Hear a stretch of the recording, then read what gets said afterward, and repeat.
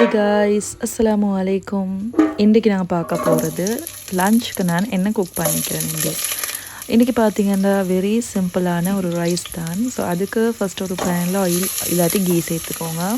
கூடவே கொஞ்சம் நிறையவே வெள்ளைப்பூடு அண்ட் ஒரு வெங்காயத்தையும் ஸ்லைஸ் பண்ணி சேர்த்துட்டு கருவேப்பிலை, ரம்பை, உப்பு, மஞ்சள், உளுவரிசி, கடுகு, சீரகம், சோம்பு, தக்காளி, பச்சை கொச்சிக்காய் சேர்த்து வதக்கிக்கொள்ளணும்.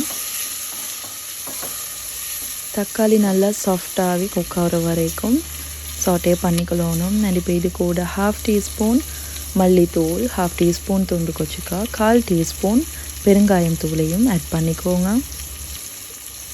கூடவே ஒரு கைப்பிடி அளவுக்கு கொத்தமல்லி இலையும் நல்லா சாப் பண்ணிவிட்டு சேர்த்துக்கொள்ளணும். நான் இப்போ இதையும் ஃபியூ செகண்ட்ஸ்க்கு மாதிரி சாட்டே பண்ணிவிட்டு இது கூட 2 கப் அரிசிக்கு 1 கப் பருப்பு சேர்த்து கழுவி தண்ணியை வடிகட்டி வச்சுக்கிறேன். அதையும் இது கூட சேர்த்துட்டு நல்லா மிக்ஸ் பண்ணிக்கொள்ளணும்.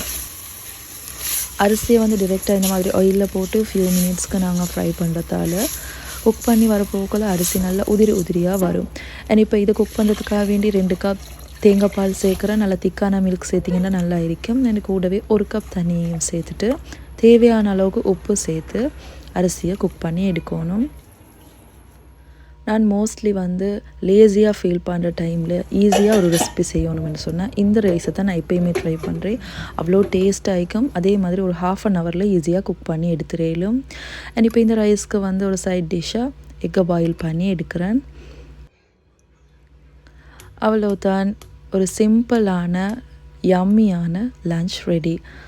ஸோ இந்த ரெசிபி உங்களுக்கு பிடிச்சிக்குமென்னு நினைக்கிறேன். பிடிச்சிருந்துட்டா மறக்காமல் லைக் பண்ணுங்கள்.